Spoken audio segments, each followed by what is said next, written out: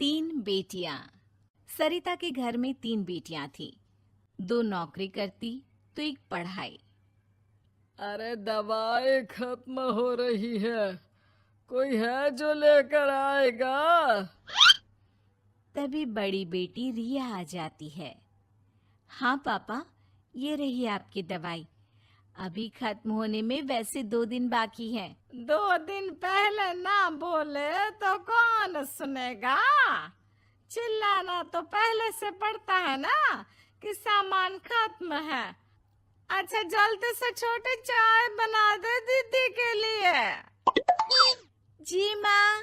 और हाँ, पकोड़े तल लेना, बारिश का मौसम है, मजा आ जाएगा। मैं बाजार से आलू ले आती हूँ माँ, खत्म हो रहे हैं। घर का सारा काम बिल्कुल परफेक्ट चल रहा था। दोनों बेटियां पढ़ाई के बाद नौकरी कर रही थी और छोटी पढ़ाई। पिता की पेंशन और अपना मकान, लेकिन पास की कमला चाची। और रियासिया की माँ, तुम लोगों को कितने सालों से देख रही हूँ, परेशान ही देखा। भगवान एक बेटा दे देता तो।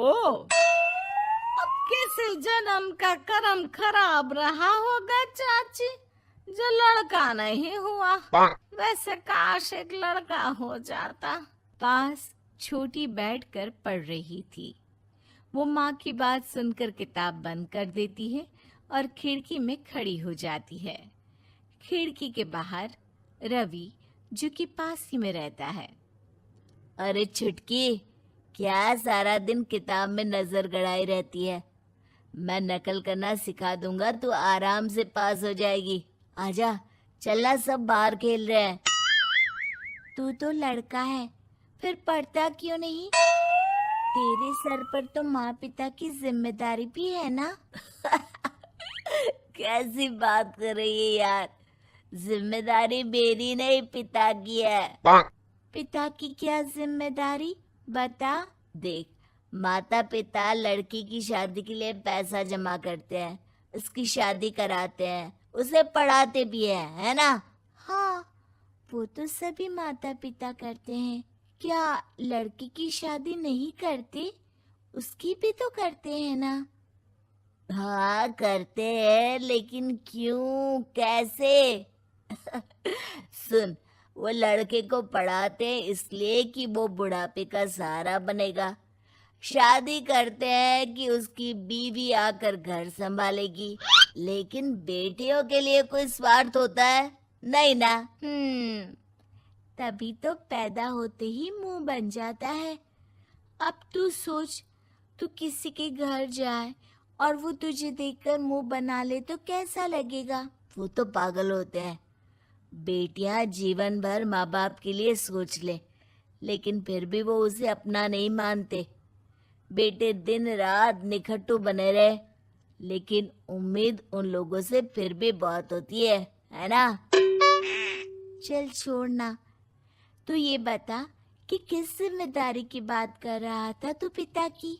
अरे यही कि अगर बेटे को बुढ़ापे का सहारा और रिटर्न के रूप में देख रहे हैं तो इन्वेस्ट भी तो अच्छा करना चाहिए ना।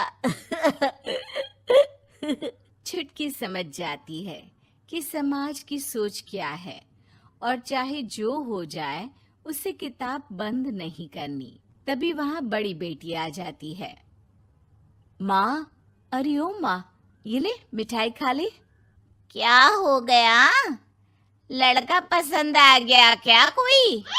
भाई ऐसा हो तो मिठाई ना ही खिला, चली जाएगी तो घर कैसे चलेगा? अरे लड़की को क्या जीवन भर बिठाने का इरादा है? तू बता बेटी, किस चीज की मिठाई खिला रही है? क्या हो गया? अरे पापा, आपको पता है ना, जिस डॉक्टर के अंडर में मैं काम कर रही थी, उन लोगों ने मेरे काम को देखते हुए मेरी स्कॉलरशिप पास करवा दी है।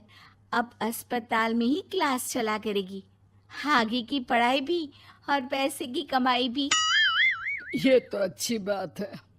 तू पढ़ जाएगी तो छोटे को भी अपनी राह लगा लेना, बाकी मछली तो वैसे ही ऑलराउंडर है। तीनों बेटियों के बाद भी उन लोगों के घर किसी चीज की कमी नहीं थी। पापा ये लीजिए कार की चाबी, मैंने आपके लिए कार ली है। अब आप कहीं भी जाएं तो अपनी कार से जाइएगा। अरे क्या जरूरत थी, जितना खर्च करोगी दहेज मांगने वालों के मुंह भी उतने ही खुल जाएंगे।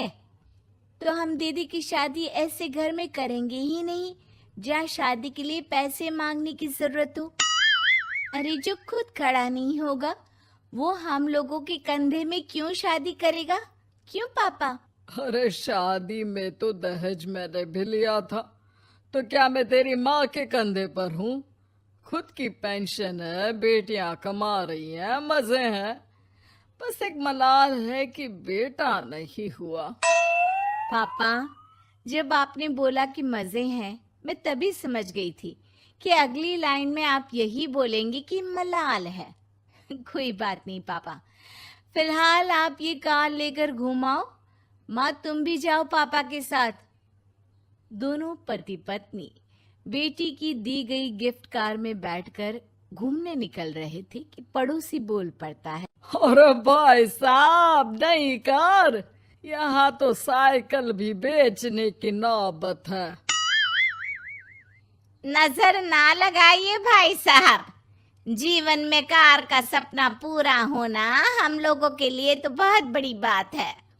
हाँ हाँ, लाखों की कार हम हजारों की कमाई वालों के लिए कहाँ मुमकिन थी, ऊपर से तब जब कोई बेटा भी नहीं है।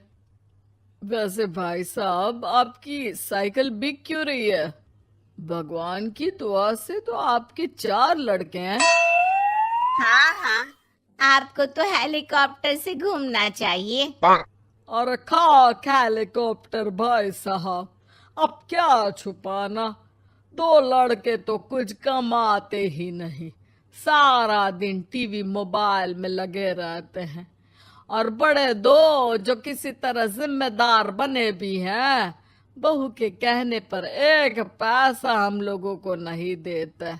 ना इज्जत है ना मान सम्मान। हाँ भाई साहब, भाभी बता रही थी बहू के होते हुए भी नौकरानी की तरह सारा दिन लगी रहती है घर के कामों में। आप किस्मत वाले हैं भाई साहब, जो बेटियां घर के साथ साथ बाहर का काम भी पूरी जिम्मेदारी से संभाल रही हैं। हाँ वो तो है, लेकिन कब तक? एक न एक दिन तो ससुराल निकल जाएंगी, फिर तो वही हम दोनों और वही पेंशन। आप लोग भी कौन सा संजीवनी बूटी खा कर आए हैं? चलिए चलिए जाइए, नई कार का मजा लीजिए। अच्छा ऐसा करते हैं, मेरी बहन के घर चलते हैं, काफी वक्त हो गया है मिले। दोनों बहन के घर जाते हैं जहां उसकी बहन और उसका पति बैठकर चाय पी रहे होते हैं। अरे भाई भाभी, आज रास्ता कैसे भूल गए आप लोग? अरे हम तो फिर भी भूल गए, तुम तो कभी नहीं आते हमारे घर। अरे कोई आने का साधन भी नहीं है ना, अब बस से आना हम लोगों के बस की बात तो रही नहीं भाई। अरे दे 2 कार थी आप लोगों की, कहाँ गई? भाभी वो तो जिसकी थी वो ले गया। मतलब? 2 बेटे हम दोनों से अलग हो गए हैं, अपनी कार ले गए। अब हम दोनों अकेले, खुद बनाना खुद खाना। भाई बहन के घर से मिलकर बेटी की गिफ्टेड कार में बैठकर निकल जाते हैं। काश हम लोगों को भी लड़का हो जाता।